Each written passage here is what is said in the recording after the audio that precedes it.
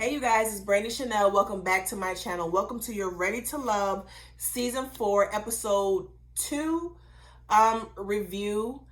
Without further ado, let's get into it.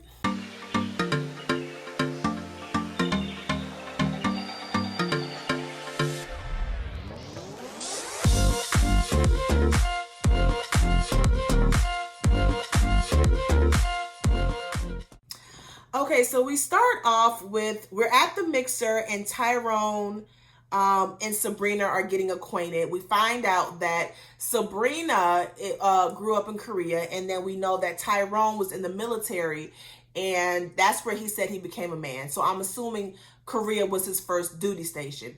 He starts singing some song in Korea, and Sabrina's like, listen, I don't, like, what are you doing? I said I was born in Korea. I didn't say I spoke Korean, okay? I don't know if she has some Korean in her. It may look like she does, but she clearly does not speak Korean, okay? He was trying just a little too hard. I think it was like some nervous energy, but he was trying just a little bit too hard. He says in his confessionals that he feels like him and Sabrina have a connection because of her being born in Korea and him being stationed in Korea. And I'm just kind of like, no, that's not a strong enough, connection for me. I feel like he was just trying to, make it happen when it really wasn't, because she seemed pretty put off about him singing in Korea. Walter seems to be into Sabrina, I put here. I'm going to tell you guys right now, just based off the first episode. Now, he may be a piece of shit later on in the season, but just based off the first episode, I'm really digging Walter, okay? I'm really digging Walter and Phil. I think Phil is more my type, all right? He's not like this outwardly good-looking guy, but he is good-looking, and he seems really genuine. But I'm really feeling those two. They seem like they came in being genuine, being themselves, and not putting on, and really getting to know all the ladies. And they're not feeding them some BS line like he who shall not be named right now, okay? Frank and Aisha are getting to know each other. We found out that Carrie says that Frank's voice is deep enough to get a woman out of her panties. I'm like, ma'am, calm down. It's like, calm down. Like, play it cool. That's my issue with some of these women on these shows. Like, I understand that you guys are ready for love. I understand that, there's not a whole lot of black men out here for, all of black women. But play it cool. Please stop coming off thirsty. Because some of these women in their confessionals was coming off a little too thirsty for me. It's like, listen, I get it. I get it. I've been single before. But I'm going to need you to play it cool. Because there's no man with no woman who just comes off so pick-me-ish. You see what I'm saying? Just coming off desperate. Okay, girl? Okay, so Corey and Courtney are talking, and I said that Corey is basically running game. So he says that his weakness is tall women, and she responds, oh, my weakness is tall, dark, and handsome men, okay? Now, mind you, Corey asked Courtney on a first date, and asked for her number, and she gave him his number. Listen, I don't know, maybe it's because I got married very young and I haven't been in the dating game in a hot little minute, but it just seemed kind of like, dude, we just met. Like, we just having conversation. Like, let's get to know each other first before I start giving you my number. Like, it was so rushed, and I would have thought to myself, like, what are you trying to do? Like, it seemed like you have an agenda, and that agenda doesn't seem to be getting to know someone. It seems like there's another agenda. And from the first episode where we're meeting the people, Corey has been on 100 first dates. And it was becoming clear on this episode that I think he was trying to beat his own record to see how many women he can get on a first fucking date. it seemed like he was playing game. It seemed like he was running game. We do not like Corey. We do not like Corey. We don't like him. Okay. Tommy comes out. He talks to the group. Yada yada yada. He tells them 2 people gonna get eliminated tonight. It's gonna be a man and a female, right? Okay, so everyone is like sitting at a table, and Corey pulls aside. What's that girl's name? Corey pulls aside Carrie. Yes, he pulls Carrie aside and asks her on a date, and she's kind of thrown off because it came out of nowhere. So pretty much, he picked her up.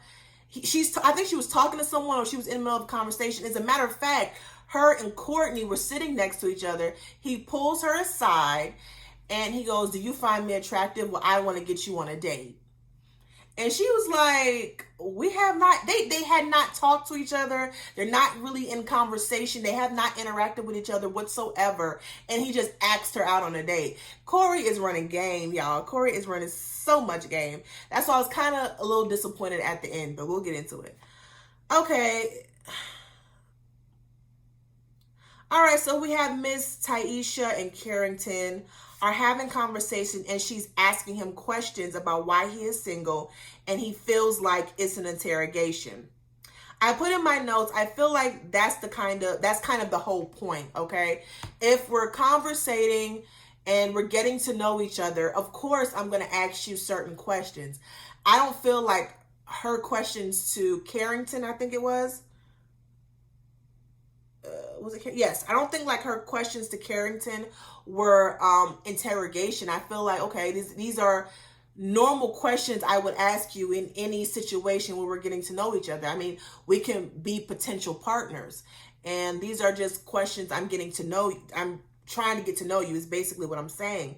I said here, I feel like the problem was he could not answer the questions honestly because he didn't want to come off as if he was playing games or could potentially run game. And what I mean by that is if I'm asking you a question and you're kind of dancing around the question, talking in riddles and fumbling around and it's because you're not being honest. It's because you're looking for an answer other than the right answer or the truth, basically. And so I feel like the question she was asking him was not that bad, and all you had to do was answer them honestly.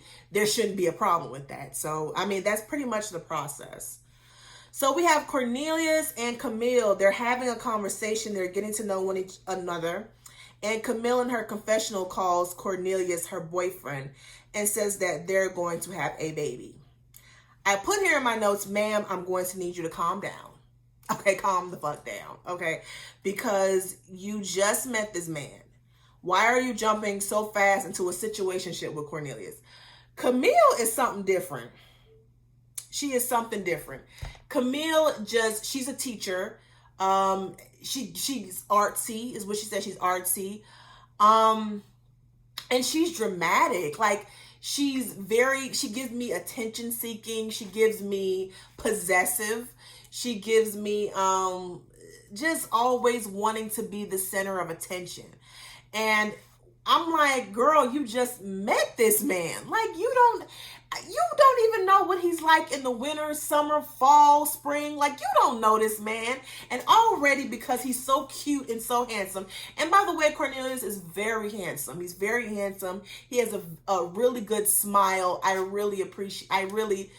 good looking guy. Just put it that way. But it's like, damn, like, you talking about some, he's my boyfriend. I was like, mind you, Camille is 42 years old. And I'm just like, you're a little too old to be like this thirsty. You've been around the block a few times. So I'm going to need for you to just pull it back. Because what you've been doing clearly has not been working. And this is the same woman who has been engaged 3 times. So you're doing something that's not working. Either the men you're picking is the issue or you're the issue. But either way, you need to take responsibility. She's just too old for the way she's been acting. And just based off of what we're gonna see later on in the season, she's a lot. She's a lot to deal with, like a whole lot. And even when he said he was gonna go somewhere, and she's like, "Don't be talking to no other woman," and he said that they were gonna be like CC because it's Cornelius and Camille, and she said, "I want a K," like, and she starts rolling her eyes like. That's an easy mistake to make. Like, Camille could be spelled with a C or a K. She's just a lot. She's a lot. It's just really a lot. So we come to Lamont. Now, Lamont gives me uncle. Like, he gives me older uncle, older pimp vibes. I don't know. He don't come off as someone that I would partner with. He just comes off like an uncle, okay? And I like the fact, because at some point he's been single for a long time, and he says that it was him. And that was very mature, because a lot of these men, especially Frank, on the last episode, the first episode where we're meeting everyone, he was like, I broke up with my last girlfriend because she didn't appreciate me. He just kind of put it all on the girlfriend. He didn't take no accountability. So I like the fact that Lamont took some responsibility. We have Shiloh. I like Shiloh. I really do. I like her energy. Shiloh and Lamont talk, and I really didn't see a connection with them, because he seemed like he's a poet. He does spoken words. I think that's what it was. Like I said, I don't see a connection. I think he comes off like a uncle to them or whatever. Okay, so we have Ticia and Walter. They're talking, and she asks him a bunch of questions about why he doesn't have kids, and he explains to her that he was married, and around the time that they I'm sorry, something is in my I think I have some, I don't know what's going on in my throat, but around the time that they were deciding to have children, she found a cyst in her ovaries, and she went for surgery. When she came out of the surgery, a week later, she passed away. And on that, I don't mind Ticia having kids. I'm sorry, having kids. I don't mind Ticia asking the question, but it was the way she asked the question. And because when you ask questions, I think questions about kids can be a little bit touchy. It's just like asking a woman why she hasn't had children yet. You never know. She could have tried to have kids, and she's having infertility issues. So I don't mind her asking the questions, but it was the way she asked the question. Like, why you ain't got no kids yet? Like what's wrong with you? Like, kind of insinuating stuff. Not realizing that he had a whole life he was planning out. He had a whole wife that he was planning to have kids with, but unfortunately she passed away. Like I said, I love Walter. He was open. He was honest. I really did like her. Camille and Cornelius was at the table, and Cornelius asks about Courtney, and then Camille then makes a snide remark about him giving another woman water. Again, ma'am, you're doing too much, okay? It was so uncomfortable to watch, because she came off really jealous and possessive at that moment. He was like, he's gonna see about Courtney. He had a bottle of water in her hand. She was like, you're gonna give another woman water? Are you giving another one? I was like, girl, calm down. Like, while you sitting up here trying to watch him, you need to be trying to mix and mingle with some of these other men, because he may not work out for you. So you need to quit playing. I did not like that at all. Lamont and Aisha are having conversations. They connect on the fact that they are both overthinkers. I don't think that that's something to connect over. I really don't, because both of y'all gonna drive each other crazy, always overly thinking shit. He told her that he does spoken words, and he starts spitting a poem. Aisha said that rubbed her the wrong way. I don't know why it rubbed her the wrong way. I mean, I get what she was saying. She was saying, I'm basically opening up to you, which you shouldn't be doing because you just met him. But she basically said, I'm coming to you on some real shit, and you spitting bars. But I think that was him showing you a side of himself. Like, this is what I do on the side, as, this is what I do for leisure time, or this is like my thing that I love to do for fun. And he was kind of expressing that to you. So instead of putting that in the kind of, I don't know, I think she was trying to find something wrong with Lamont. That was crazy. Phil and Sabrina were having a conversation. Phil is also my favorite, by the way. Like I said, Phil is somebody who if I was single, I would want to, take a dip in his pool or whatever. Okay, so Corey takes his ass up there and grabs Sabrina, asks her, does she find him attractive? The same shit that he told Carrie, and asks for a date. And she says, well, I need to know you a little more. I put in my notes, like, what the fuck? Like, to me, you couldn't have possibly thought that this would work. Like, you couldn't have possibly thought this shit would work. You couldn't have possibly thought that in this small setting that you can go from woman to woman to woman, ask them for a date and their number. Like, he asked one woman, what you doing on Friday? What you doing on Saturday? What you doing on Sunday? And they weren't going to find out. Like, you're a dummy. Like, he was so dumb. So dumb. Okay, Walter and Sabrina are having a conversation, and I love them together. I think they're both very mature. I think I'm rooting for Sabrina and Walter, and here's why. It's because they're both mature. I think Walter is 40 and Sabrina is 45, or they're in their 40s, okay? And the conversation that they are having is not so surface level like some of the other conversations that was going on between the couples or whatever. It got so deep that they started talking about parents. Sabrina's taking care of her parents who are 80 years old. I think her father has dementia. And Walter says that his mother died in his arms. So they connected in that way. What kind of was like, okay, pause, is when Sabrina started crying. And I get it. Maybe she was touched by the fact that, she loves her parents. She's taking care of her parents. I get it. But it was like, dang, girl, we already crying? You just met him. Like, I feel like the conversation was getting deep, but it shouldn't have got so deep to the fact that now your hopes are so high. Like, your expectations are so high. And the moment this man does something that you don't like, or he says something that you don't like, you're gonna be mad. You're gonna be so mad. You're gonna be let down, face cracked. Like, that's why I'm just like, okay, let's talk on a deeper level, but let's still put some barriers up and piece this shit together, like little bits and pieces together. Let's not go in on the first conversation. Like, I don't know, y'all. I maybe because I've been out of the dating pool so much. I don't know. Okay, so we have Courtney and Cornelius having a conversation. I like Courtney connection with Cornelius better than I did Corey. I think they were having a really good conversation.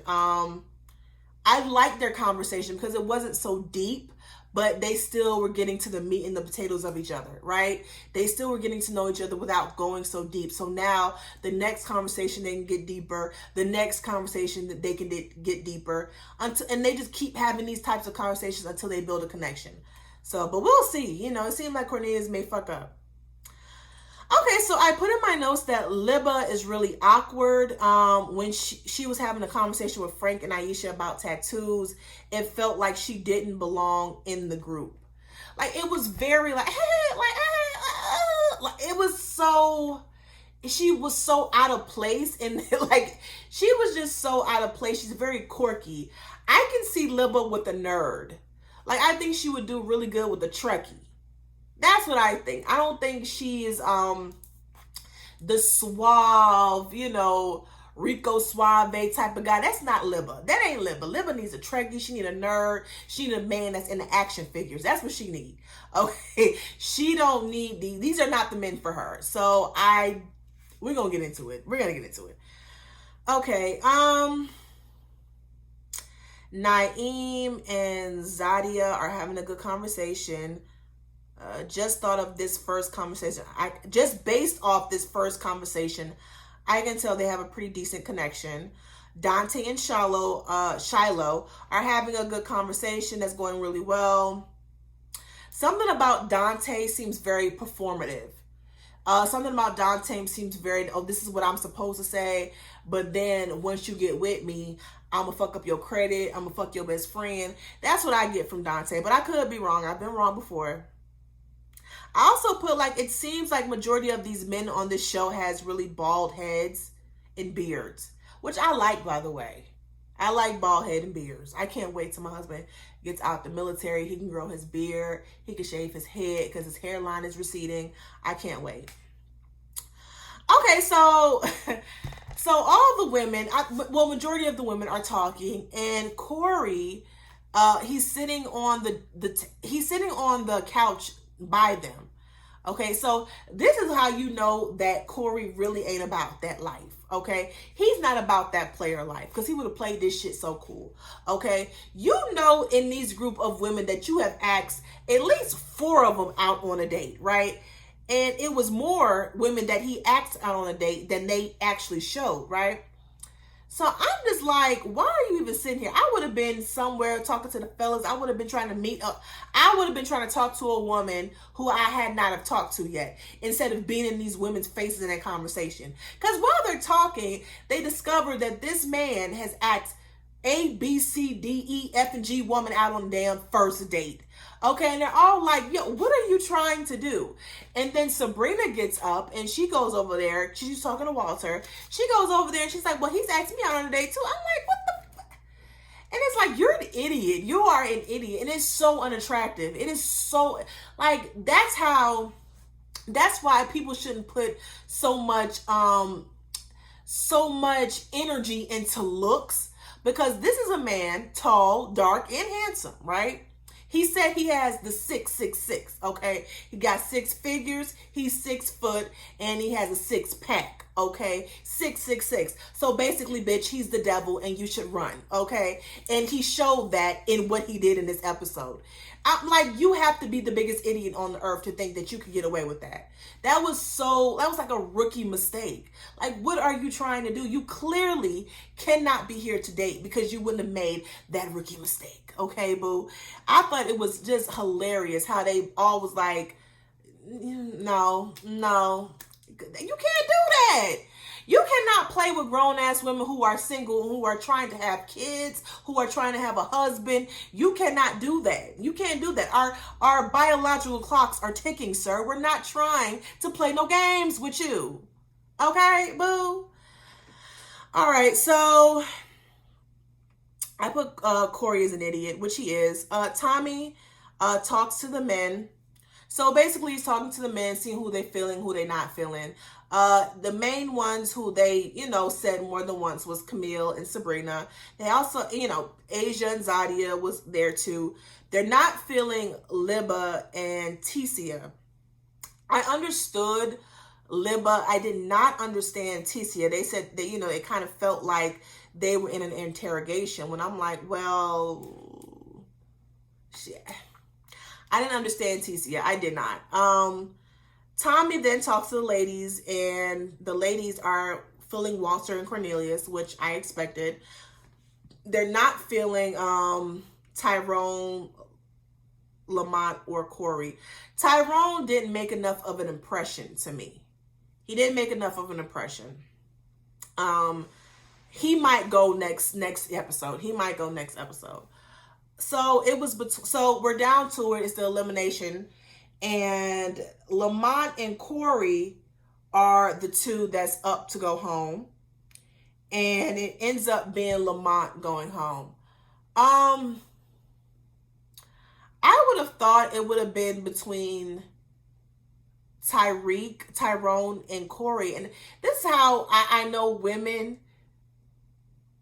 This is how I know women really. They say they don't like men who play games, and they don't like toxic men, because if you really didn't, Corey's ass would have went home. But I'm assuming he's there for drama, okay? I'm assuming Corey is there for a good show. That's why I assume Corey is there. So we're going to leave that at that. Libba and Ticia were the 2 at the bottom, and Libba goes home.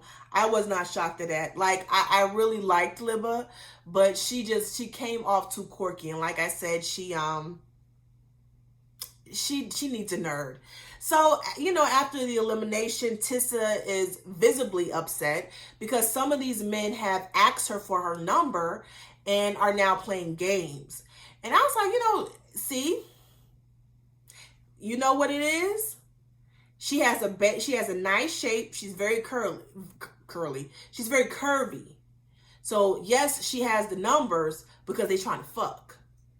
But as far as a relationship and potential marriage, no, she's too big.